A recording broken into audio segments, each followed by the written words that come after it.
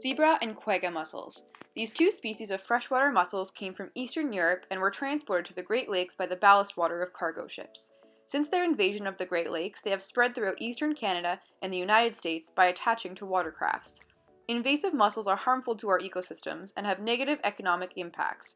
They are able to cluster and attach to any hard surface, therefore the use of a substrate monitor is one way that we are able to monitor BC lakes for the presence of invasive mussels.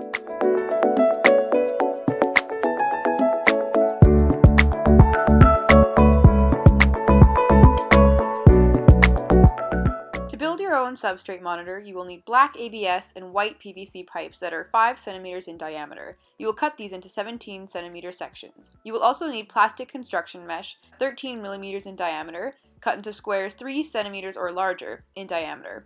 Here you can see all the materials that you will need. We have 16 washers and 18 feet of rope with a little clasp on the end to attach to a dock, 8 of the mesh squares, and 2 pieces each of the 17 cm long ABS and PVC pipes. Note that we did not show an anchor. You're going to want to drill 7 mm holes through the top and bottom of the pipes for the rope to thread through. You're also going to want to drill 3 7 mm wide holes on each side of the pipes for water current to pass through. Now that we have all the materials, we are ready to assemble a substrate monitor. 3 meters from the base of the rope, you will add and attach a washer with a knot. You will then thread the rope through one of the mesh squares. Next, you will add another washer and thread the rope through one of the PVC pipes and add another washer to the end.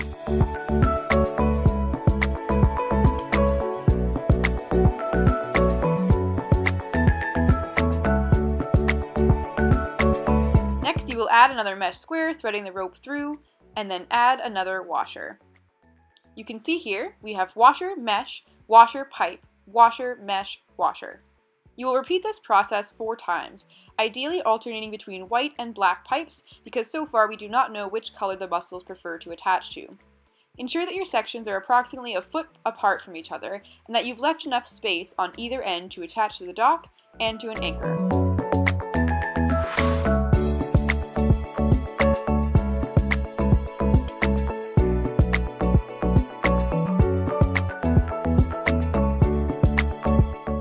Your substrate monitor, attach an anchor onto the end, and attach the other end to an appropriate location on your dock, an area that won't interfere with boater or swimmer activities.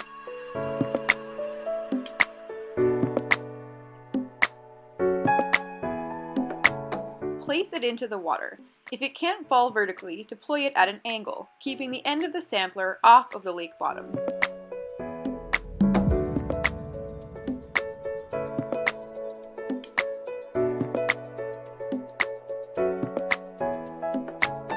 Between the months of May and September, you are going to want to check the monitor in the middle of each month. To check your sampler for invasive mussels, retrieve the monitor from the water carefully and place it in a bucket for close inspection. Inspect the sampler closely for zebra and quagga mussels. Juvenile mussels are very small, but have a rough and sandpaper feel relative to the substrate sampler. If you suspect that the sampler is contaminated with juvenile or adult mussels, do not return it to the water. Take a photograph, including a size reference, collect the suspected specimen in a vial with water, and keep cool in a refrigerator. Report it immediately to the RAP line. All monitoring efforts must be reported to and coordinated with the province. To learn more about the BC Invasive Mussel Defense Program, visit www.gov.bc.ca/invasive mussels. And remember to report all signs of invasive mussels to the RAP line. And finally, for more information, visit don'tmoveamussel.ca. This video was brought to you by the Okanagan and Similkameen Invasive Species Society.